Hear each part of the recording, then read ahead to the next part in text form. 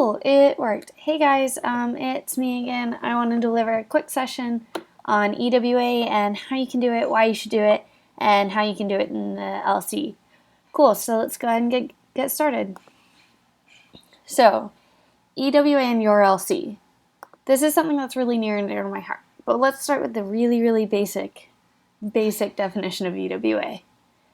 If you don't know what it stands for, it's engagement with ISAC. And it's really can be a lot of things. One kind of broad thing is engaging with externals without immediately putting them onto an experiential learning development program. So that's going to be TLP, TMP, GCDP, or GIP.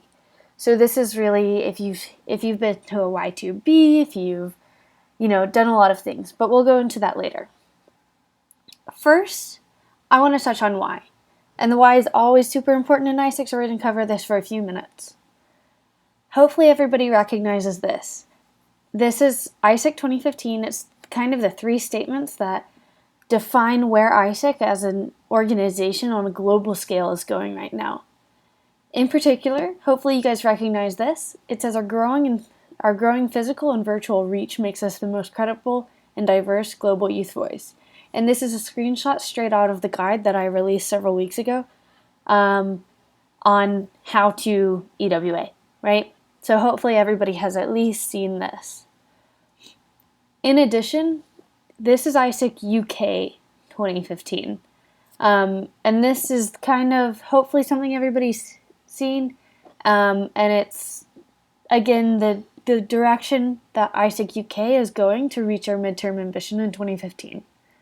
And in particular, EwA hits on,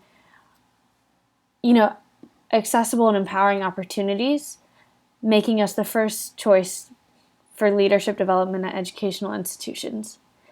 So if we back up and we look at our growing physical and virtual reach, EwA fits really well into this.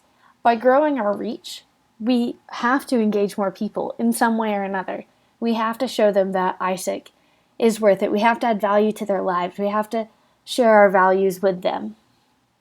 And EwA also makes us accessible. It also helps us empower people, especially before they become part of an ELD program, even if they don't start an ELD program. So this is something really important to me. But that's kind of on a really large scale why might EwA be important sometimes, maybe, right? But why for your LCs? So EwA, we'll go over these kind of three types of EwA in a few minutes, but we can look at it as a funnel and how it can funnel people into ELD. So I want you to pause this video and brainstorm one way in which EwA, and again that's engaging just externals on a really broad basis, how that could contribute to each function in your LC.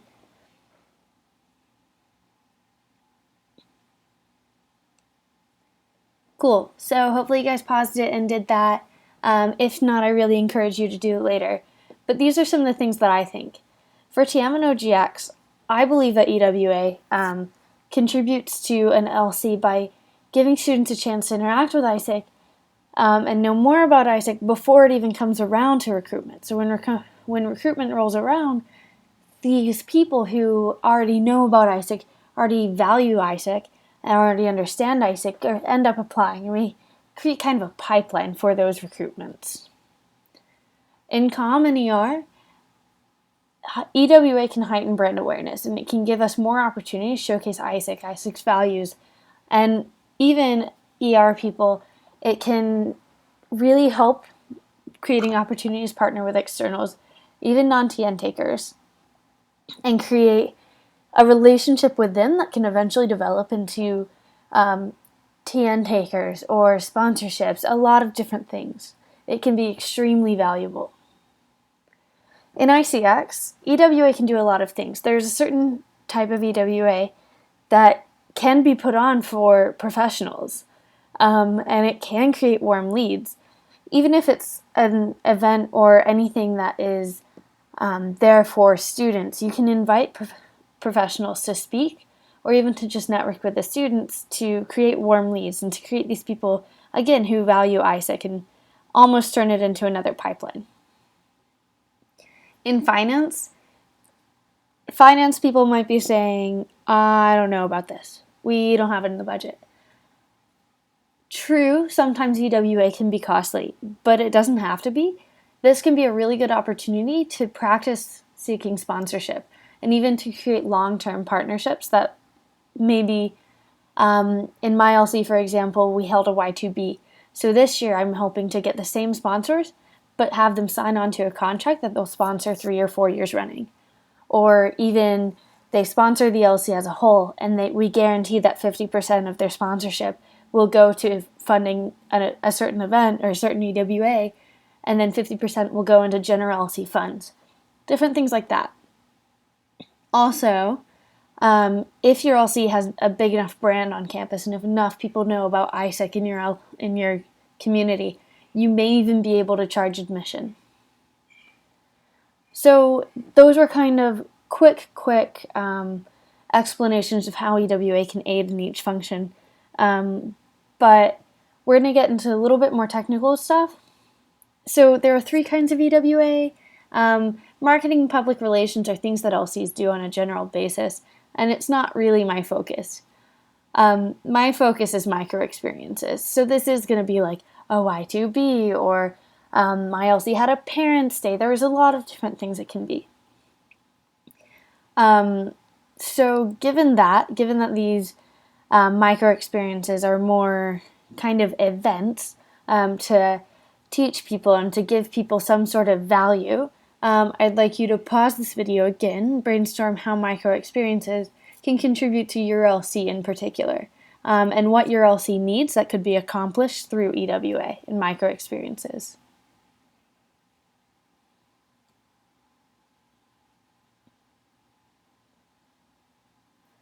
Cool, I hope you guys did that.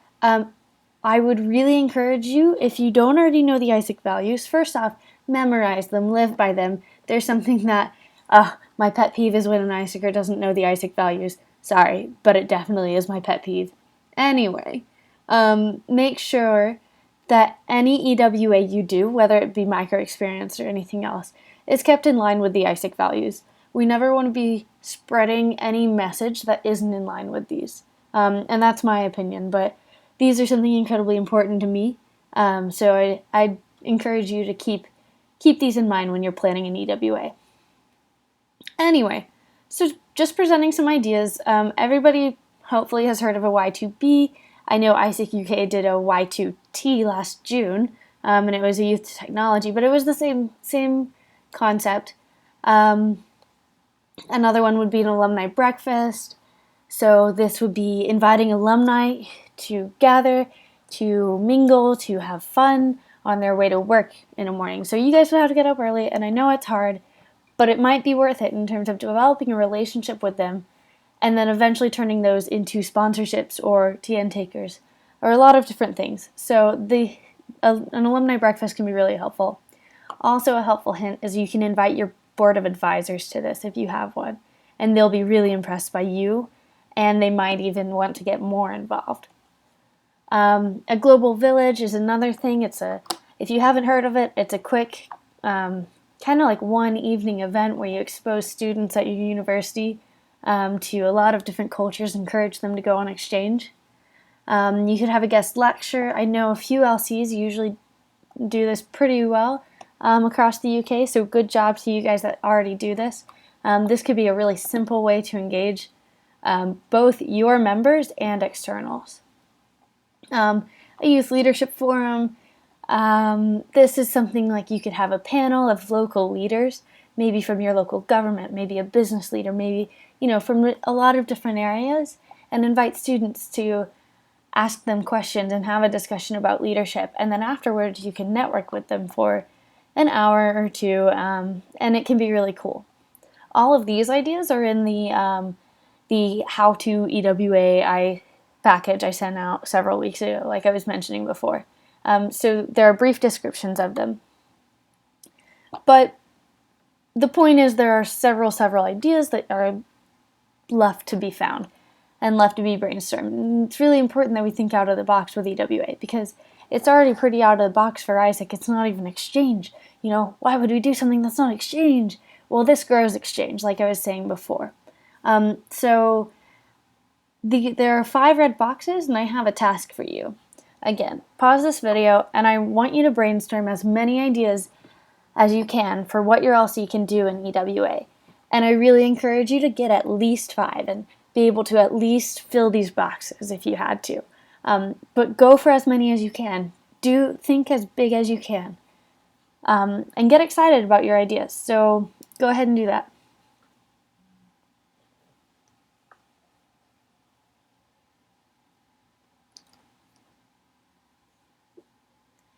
Cool. Hopefully you guys did that because the rest of the session is going to be difficult if you didn't. So it's not too late to turn back. If you need to pause it now and do that, go for it. Anyway, planning. Planning is really hard. Nobody likes the planning process, but we can make it fun. This is a list I came up with just things that you need to think about when you're getting ready for your event. So you have your venue, you have your speakers in terms of guests, like special guests that will speak at your event.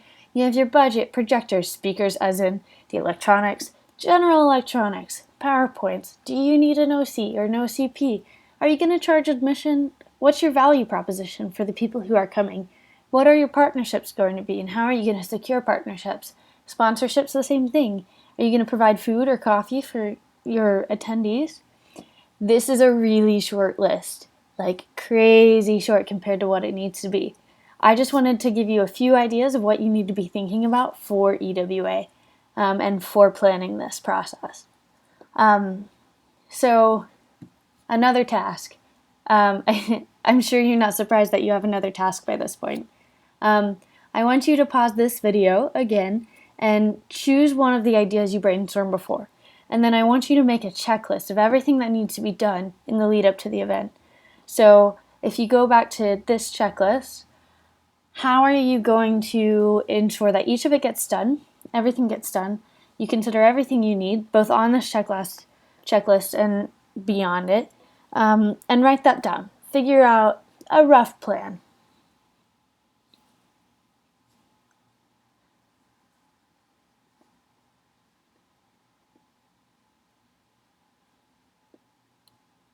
Cool. So, planning. I hope you're having fun in the beginning process of it because it'll last a while. But fortunately, I have some help. There's a guy, his name is Adrian, and he is the god of Microsoft Excel and the god of planning tools. And I got him to okay it for me to share one of the planning tools that he developed for Isaac US.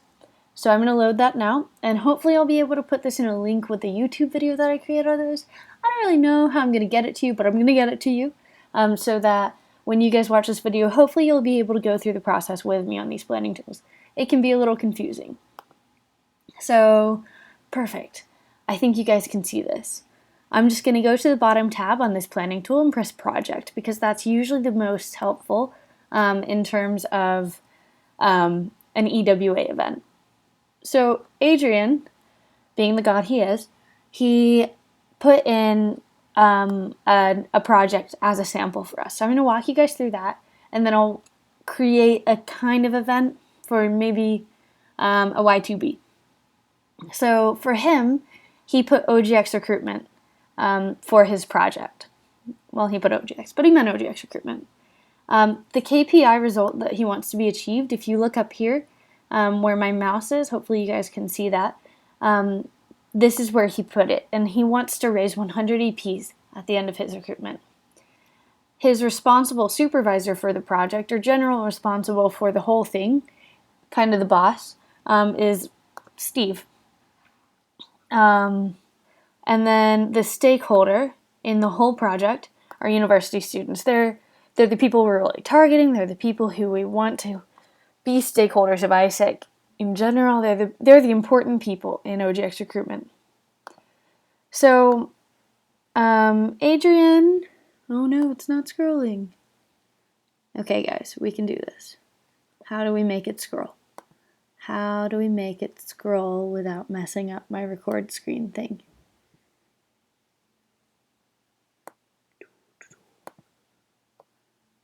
Okay, we can scroll up and down.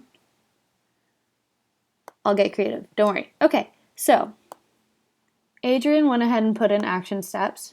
There we go, awesome. For his project. So he has flyering, right? So he wants 2 sets of 100 flyers. And you'll notice that there's one major action step with 2 milestones. So these milestones aren't necessarily like big milestones in the development of your project. I think of them as more like deadlines. So at one point we're going to have 100 flyers, and at a different point we'll have 100 flyers. And you can see that there's a different person responsible, even though Steve is responsible for the project overall. This person, whose name I don't know, is going to be responsible for those flyers specifically. And it will become clear in just a second on why we have the different milestones. Okay, so then he has something called Winterfest, and he wants to register, and these 3 people are in charge of it. Info sessions is where I think he makes his point most clear on how to use this tool. So he wants 7 info sessions, and Steve is in charge of getting those ready. He wants 5 presenters at the info sessions, and the OGX members are in charge of being those presenters. And he wants 1 PowerPoint to be reviewed at a certain point, and so he'll create the PowerPoint or review it depending on how you look at it. And then you can see that there are several other tasks through here. Setting up a meeting, raising them on the database. If you've ever been an OGX, or if you are an OGXer and got your hands on this video, go you, because yay, but also you probably understand how this works. So that's kind of the action steps and milestones. Where this really comes in handy is when you see these X's. So up here, we've got X's right underneath certain weeks, right? Hopefully everybody's seeing that. And I know the weeks are hard to read, but just bear with me. When you guys actually get the tool, then you'll understand it a lot better. But that means that on these weeks is when the task should be completed. So that would mean like this person is going to hand out flyers during each of these weeks. And then an info session might happen. Okay, so we've got the PowerPoint to be reviewed. It's probably going to happen in the first week of February, right? And then I bet the info session would happen after flyering is done. So we would go up and we'd have 7 info sessions over 2 weeks, and it would be exciting. And then down here on Raise on the Database, we could come down, we could have a goal of raising our EPs on the database, signing the contract 1 week, and then raising on the database the next week, and then charging them on the database, oops, I'm off, sorry, the next week. So hopefully you guys understand how this tool works. I'm going to run through a quick kind of proposal on how you might plan for a Y2B. And this is going to be really vague, so don't quote me on this. It's going to be super quick. So we have our Y2B. We want 150 students in attendance. I will put Liz in charge. She doesn't know this yet. She'll find out later. So Liz is in charge of the Y2B. And our main stakeholders here are going to be university students, because they're the ones we're targeting to come to the Y2B. So we have a couple things we need to do. We need to advertise the event. Right down here we'll put the event. Yay! So in between advertising, we're going to need to get guest speakers. We're going to need to deal with food and venue. We'll need to, you guys, I'm blinking. We'll need to sponsorships. We'll get some sponsorships for this one. So underneath that advertise the event, we're going to have a virtual campaign, and Leo is going to be in charge of that for some reason. And we'll have flyers all over campus. And we're going to do 150 flyers. So Liz will be in charge of this too.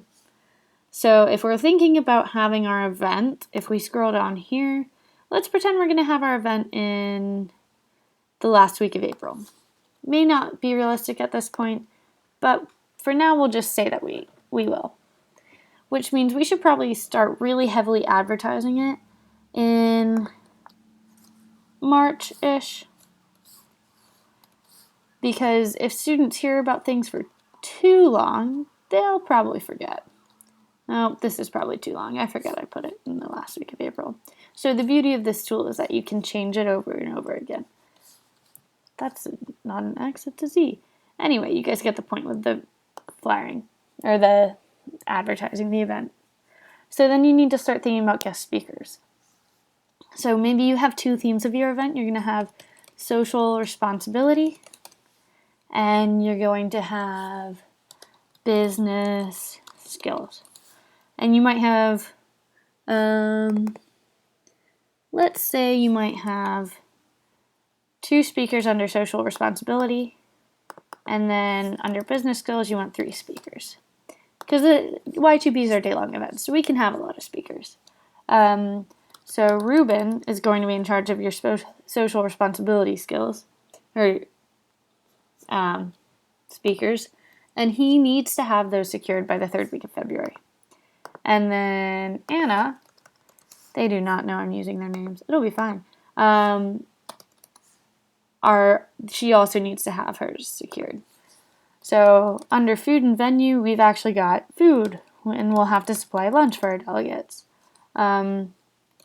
Stephen, who is not a person relevant to ICQK, but he is right now, needs to have the food secured by the 1st week of March.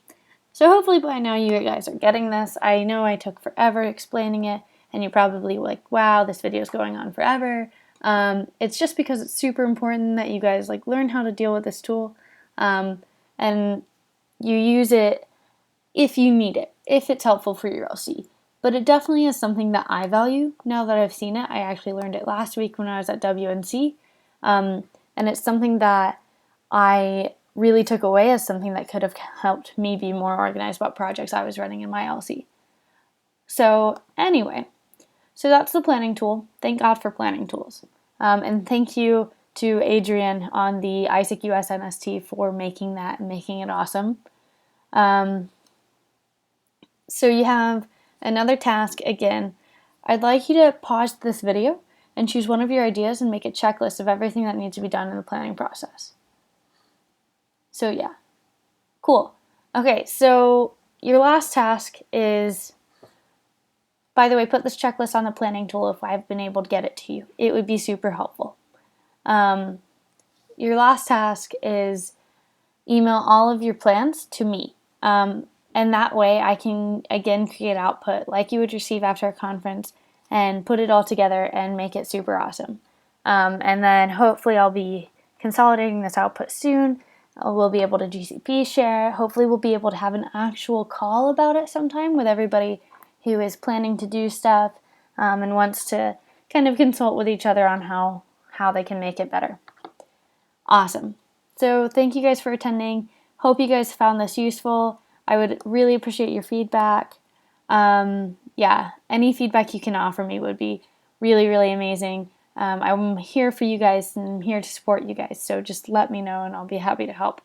Hope you guys have a good, what is it now for you? Oh, it's Saturday for you now. Hope you guys have a good Saturday. Bye.